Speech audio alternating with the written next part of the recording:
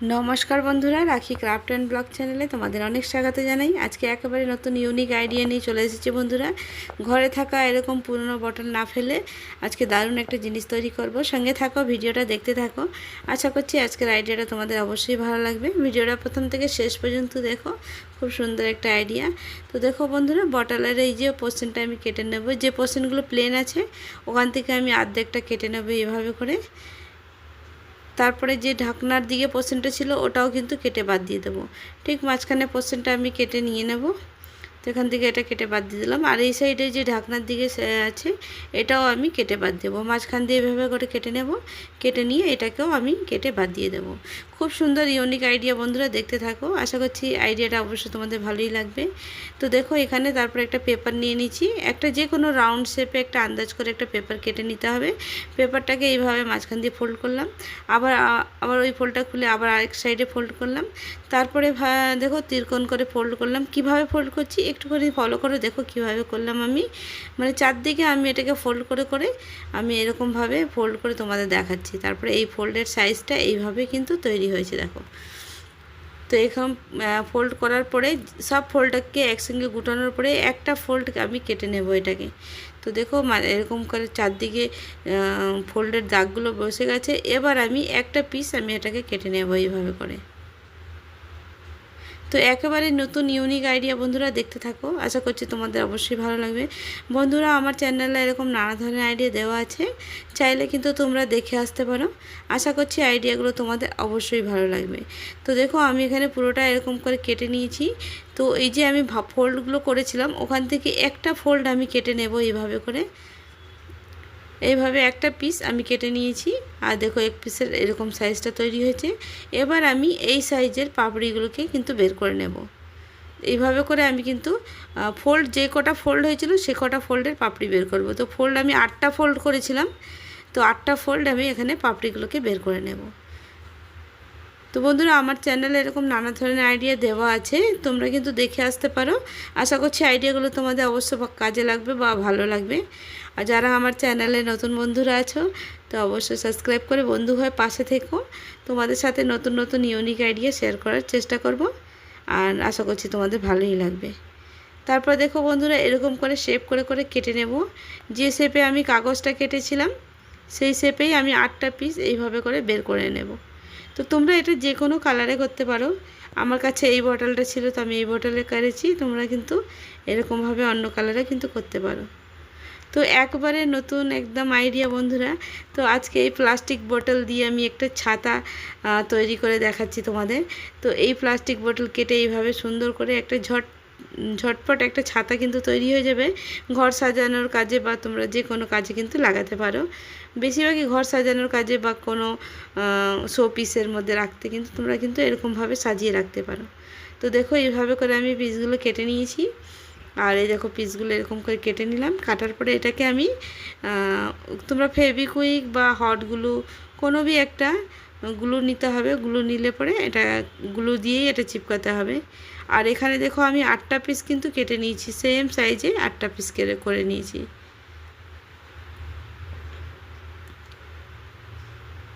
তারপরে এটাকে আমি এইভাবে করে আটকে নেব। একটা একটা করে সবগুলোকে কিন্তু এইভাবে করে আটকে নেব। তো চলো আটকে নিই। এবার হটগুলো দিয়ে এভাবে করে একটা একটা করে যতগুলো পাপড়ি ছিল সবগুলোকে কিন্তু আমি এভাবে আটকে নেব। তোমরা চাইলে এটা ফেভিকুইকের সাহায্যে আটকাতে পারো বা অন্য কোনো গ্লু যদি আটকাতে পারো সেটাও দিয়ে আটকাতে পারো। তো গোল করে পুরো 8টা পিস আমি এভাবে জয়েন্ট করে নেব। একেবারে নতুন ইউনিক আইডিয়া বন্ধুরা। ঘরে থাকা পুরনো বটল দিয়ে এরকম সুন্দর আমরা জিনিস কিন্তু ঘরেই তৈরি করতে পারি।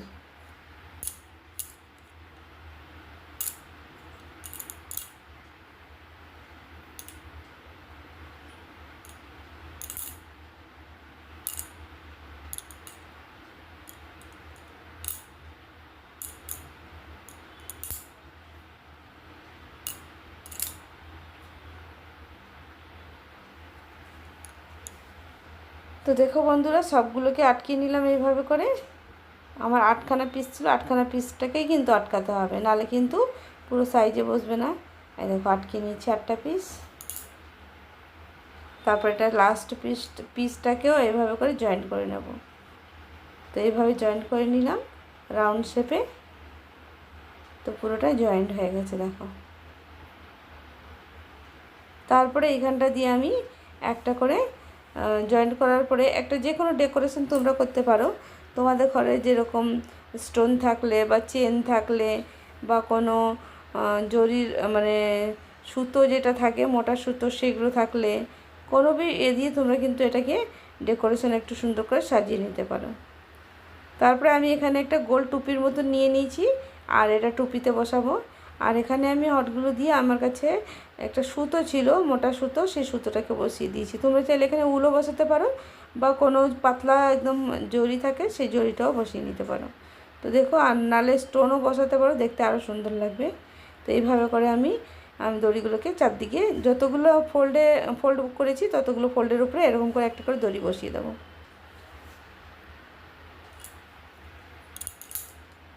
খুবই সুন্দর আইডিয়া বন্ধুরা, দেখো কত সুন্দর একটা ছাতা তৈরি করে ফেলছি। মিনিটের মধ্যে একটা সুন্দর একটা ছাতা তৈরি হয়ে গেল।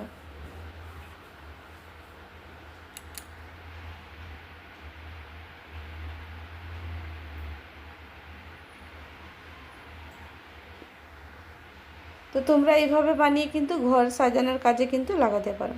তো আমার চারদিকে লাগানো হয়ে গেছে। এবার একটা আমি যে কোনো চুড়ির একটা টুকরো নিয়ে নেব, অর্ধেক চুড়িটা কেটে নিয়ে এভাবে করে রাউন্ড শেপ করে নিতে হবে। না কোনো একটা ছোট্ট তার থাকলে সেটাকে ওইরকমভাবে তোমরা ফোল্ড করে নিতে পারো। তো আমি এটাকে ফোল্ড করে নিয়েছি। এবার এর মধ্যে আমি এই সুতোটাকেই রাউন্ড শেপে জড়িয়ে দেবো।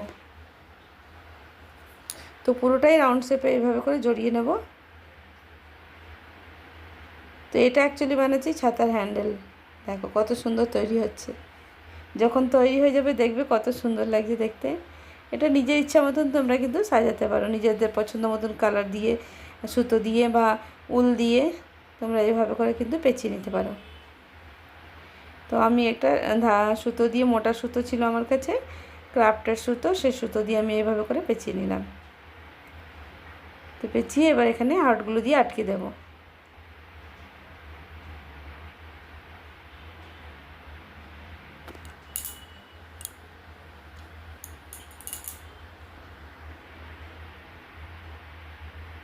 তবে এখানে আটকে দেওয়ার পরে এইটাকে আমি ছাতার যে উপরে যে ছাউনিটা বানিয়েছি ওটার ওখান থেকে এবার ওটাকে বসিয়ে দেবো।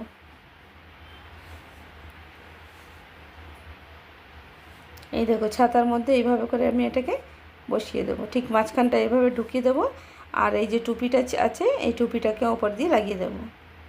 তাহলে আমার একটা সুন্দর ডিজাইনার ছাতা কিন্তু তৈরি হয়ে গেল।